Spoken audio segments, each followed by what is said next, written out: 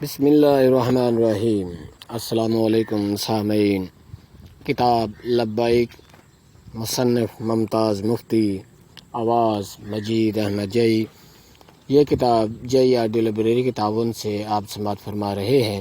ابھی تک آپ نے ہمارا چینل سبسکرائب نہیں کیا تو چینل کو سبسکرائب کر لیجئے اور ساتھ لگے بیل آئیکن کو پریس کر دیجئے تاکہ اردو ادب سے متعلق جو بھی ویڈیو آئے اس کا نوٹیفیکیشن آپ کو بر وقت ملتا رہے۔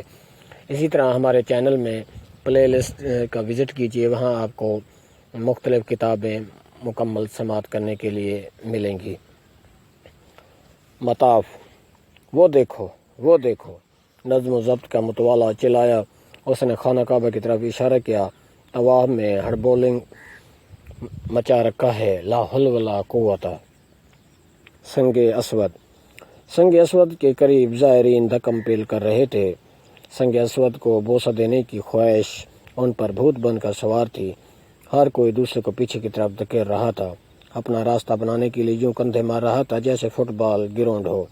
ارے صاحب، میر صاحب نے آہ بھری، دیکھ لو، 2 دن میں 20 بار طواف کر چکے ہیں، لیکن سنگ اسود کو بوسہ دینے کی سعادت نصیب نہیں ہوئی۔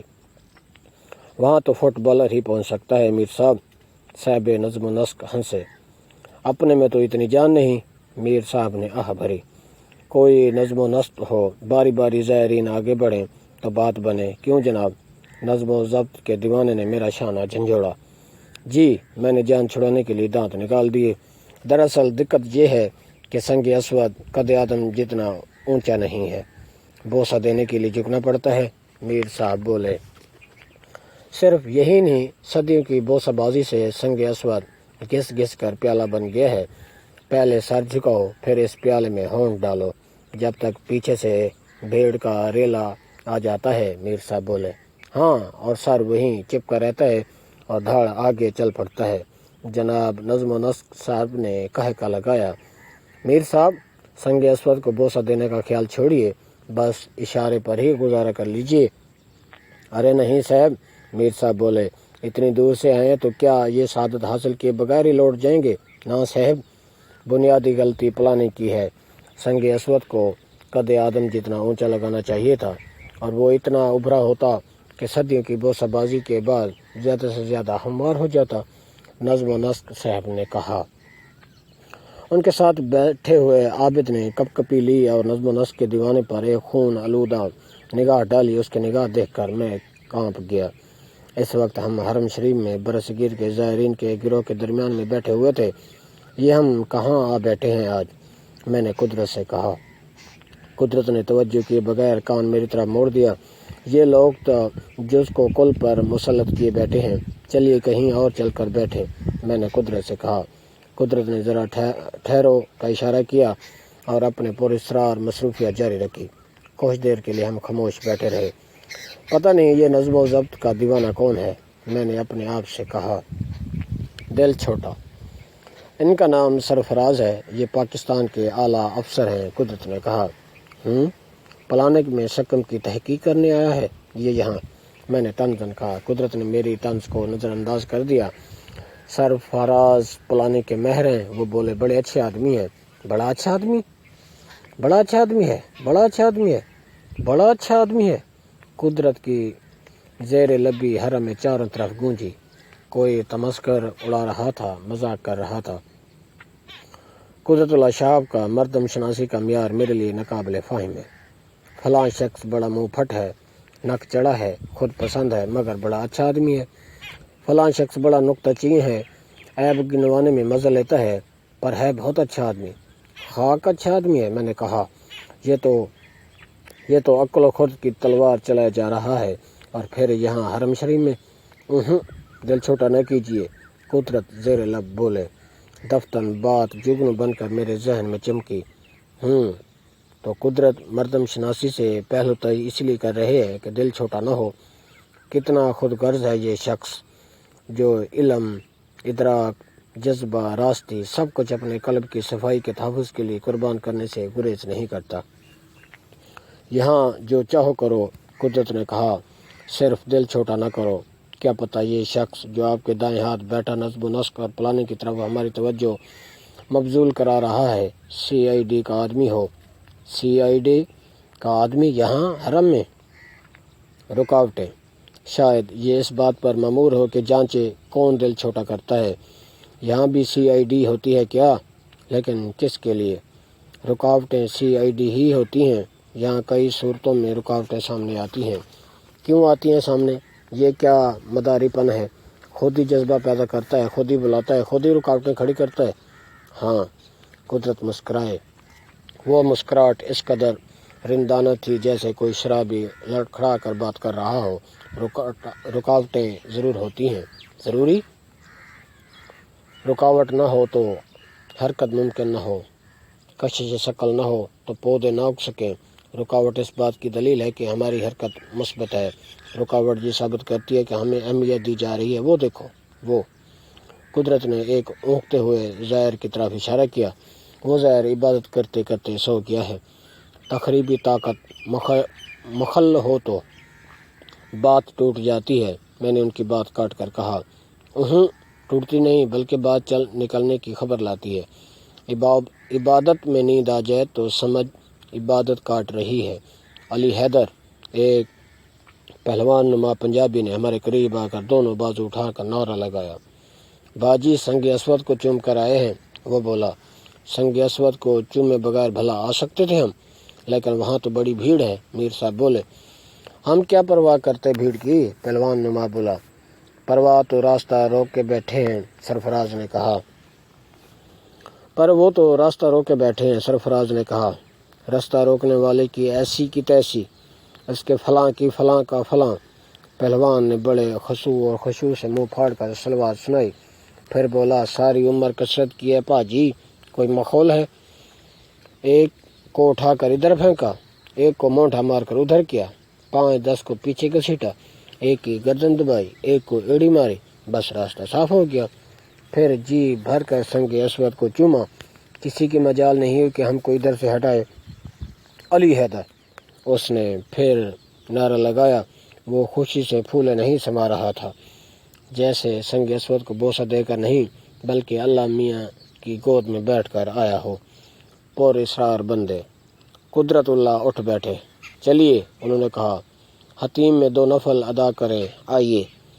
ہاں، ہو آئیے۔ میر صاحب بولے، اپنی جائے نماز یہیں رہنے دیجیے، ہم حفاظت کریں گے۔ میر صاحب نے اتنی محبت اور خلوص سے بات کی کہ ہم میں جائے نماز اٹھانے کی ہمت نہ پڑی اور ہمارا جگہ بدلنے کا منصوبہ ناکام ہو کر رہ گیا۔ حتیم کون سی جگہ ہے؟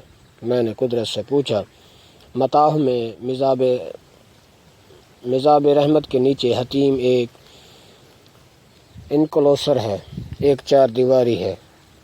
اس 4 دیواری میں کیا خصوصیت ہے؟ حتیم اولیاء کرام کی جائے عبادت ہے، کہتے ہیں وہاں ہر وقت ایک نہ ایک ولی مصروف عبادت رہتا ہے۔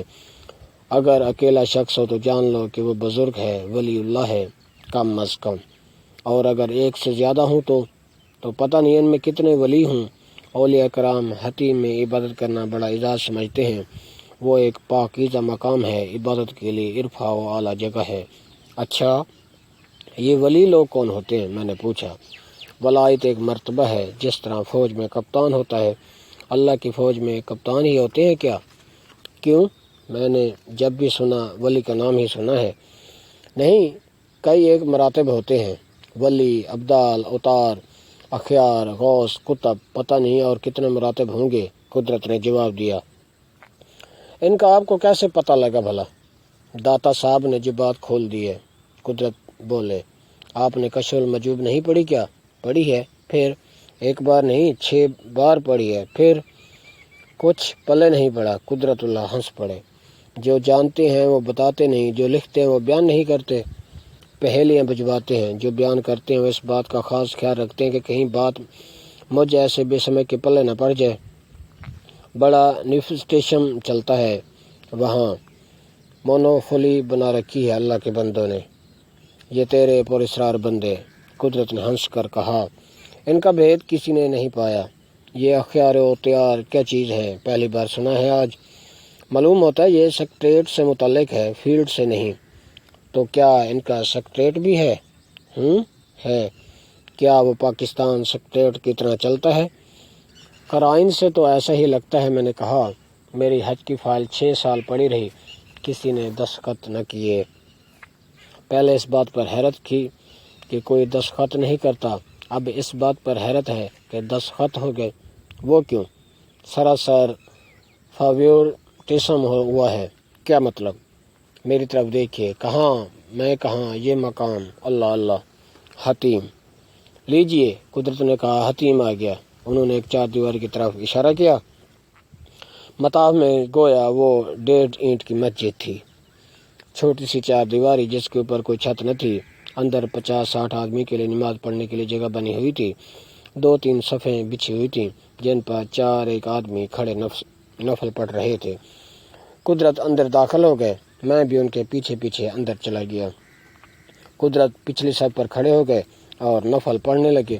میں قدرت کے پیچھے دیوار سے لگ کر کھڑا ہو گیا۔ میں نے 2 نفلوں کی نیت باندھی۔ ابھی میں نے سورۃ فاتحہ شروع ہی کی تھی کہ چاروں طرف سے آوازیں آنے لگیں۔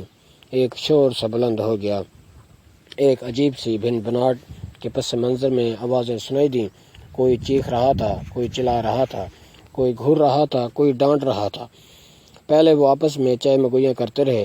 ارے یہ شخص، یہ یہاں، اتنی جسارت، باہر نکالو اسے، اٹھا کر پھینک دو، لا حول ولا قوت۔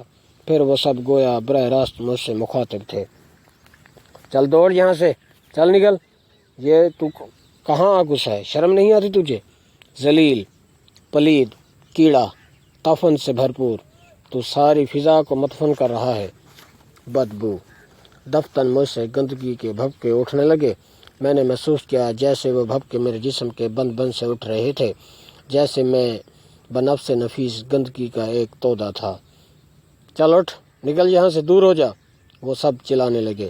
ان آوازوں سے بچنے کے لیے میں سجدے میں گر پڑا۔ پھر پتہ نہیں کیا ہوا، کسی نے دونوں طرف سے میرے شانے پکڑ لیے، میرا سر ہوا میں لٹکنے لگا۔ میں نے 1000 کوشش کی کہ سر زمین پر لگ جائے اور سجدے میں گر کر میں اللہ کے حضور دعا کروں، منت کروں، آہوازاری کروں کہ یا اللہ میری غلاظت دور کر دے، مجھے اس قابل بنا دے کہ میں حتیم میں سجدہ کر سکوں۔ میں نے لاکھ کوشش کی لیکن میرا سر زمین تک نہ پہنچ سکا۔ پھر وہ سب کہکا مار کر ہنس رہے تھے، تمسخر بھری ہنسی۔ جاؤ جاؤ، چلے جاؤ۔ میں نے محسوس کیا جیسے میں پھانسی لگا ہوا ہوں۔ پھر مجھ پر ایک انجانا خوف طاری ہو گیا اور میں اٹھ کر بھاگا۔ حتیم سے باہر نکلا تو حرم شریف دھندلایا ہوا تھا، چاروں طرف دھند پھیلی ہوئی تھی۔ بدبو کے بھبکے جو مجھ سے اٹھ رہے تھے دھند میں تبدیل ہوئے جا رہے تھے۔ میں سہم کر ایک کونے میں کھڑا ہو گیا اور پتہ نہیں وہاں کب تک کھڑا رہا۔ اپنا اپنا مقام۔ آہستہ آہستہ وہ احساس تذلیل چھٹتا گیا، پھر غصے نے بڑھ کر مجھے بے بسی اور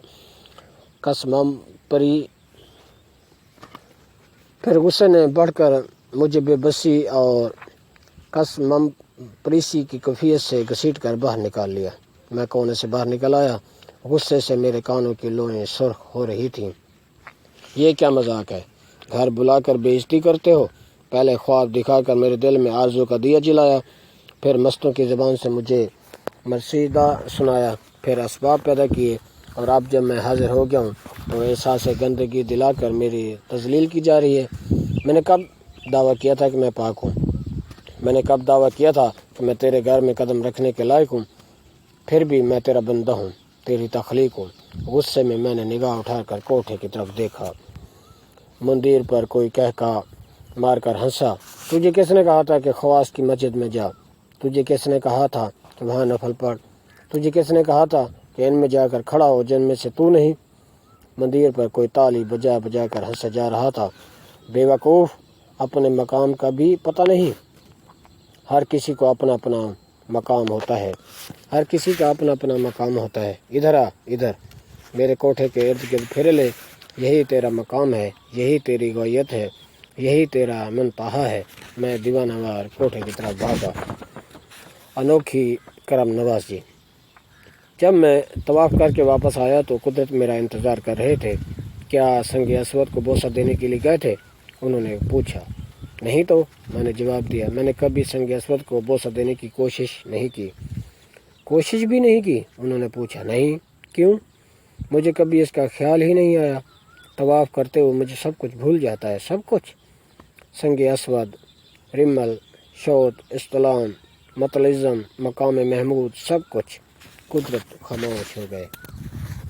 سرفراز اپنی عقل و خود کی تلوار چلا رہا تھا۔ وہ حرم شریف کے کبوتروں کی بات کر رہا تھا۔ ارد گرد کے زائرین اس کی باتوں سے انجانے میں اپنی سمت کھوٹی کر رہے تھے۔ آپ حتیم سے چلے کیوں آئے تھے؟ قدرت نے پوچھا۔ میں تو نہیں آیا، انہوں نے مجھے اٹھا کر باہر پھینک دیا۔ کس نے پھینک دیا؟ انہوں نے۔ تو نجس ہے، اور مجھے اپنے آپ سے گندگی کی بو آنے لگی۔ اب بھی آ رہی ہے، سونکھ لو چاہے تم۔ مجھے تو نہیں آتی، قدرت نے کہا۔ مجھے تو آ رہی ہے۔ اچھا، یہ تو بڑا کرم ہو گیا آپ پر، قدرت نے کہا۔ کیا کہا؟ مجھے از سر نو غصہ آ گیا۔ کرم یا ظلم؟ بہت بڑا کرم، بہت بڑا کرم، ظلم نہیں، قدرت بولے۔ اپنے آپ سے بدبو آنا، اپنی گندگی کا احساس ہونا بہت بڑا کرم ہے۔ ہماری سب سے بڑی بدقسمتی یہ ہے کہ ہمیں اپنے سے بو نہیں آتی، دوسروں سے آتی ہے۔ اگر آپ کو اپنے سے بو آنے لگی ہے تو یہ حتیم کا کرم ہے۔ قدرت کی بات سن کر غصے سے میرا منہ لال ہو گیا۔ مجھے ایسا محسوس ہوا جیسے قدرت حتیم والوں کے ایجنٹ ہوں۔ میں نے غصے سے منہ موڑ لیا۔ میں یہاں ایجنٹوں کی باتیں سننے نہیں آیا۔ دفتر میں نے محسوس کیا کہ کوٹھے کی مندیر سے کوئی میری طرف دیکھ رہا تھا۔ سن رہے ہو اپنے ایجنٹ کی باتیں؟ میں نے دہائی دی۔ ہمارا نہیں، ان کا ہوگا جنہیں تم سے بدبو آتی ہے۔ مندیر سے آواز آئی۔ تمہیں خود اپنے سے بو آتی ہے، ہمیں تم سے بو نہیں آتی۔ اللہ اکبر، میرے دل میں نعرہ گونجا۔ اللہ اکبر، اللہ اکبر، اللہ اکبر۔ سارا حرم اذان کی آوازوں میں گونجنے لگا۔ کتاب لبیک جائی آڈیو لائبریری کے تعاون سے آپ سماعت فرما رہے تھے۔ آواز مجید احمد جائی کی ہے۔ اللہ حافظ۔